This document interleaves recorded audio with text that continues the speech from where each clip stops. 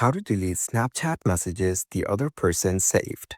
To get started, first of all, open up the Snapchat application on your phone. You will then be taken to the camera screen on Snapchat.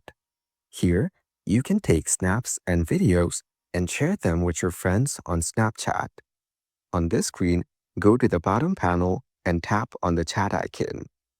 You can view your chat list with friends on Snapchat over here. Now, tap on any chat from the list. As you can see, this is a saved message on Snapchat. Now press and hold the message. Then, tap on Delete. Tap on OK to confirm. When you delete a message, Snapchat will attempt to remove it from their servers and your friends' devices. This might not always work, like if someone has had a bad internet connection or an old version of Snapchat. Now tap on Delete to confirm. You have successfully deleted this message from the chat. Your friends can see that you've deleted something. You can repeat the same for any other message that you want to delete on Snapchat.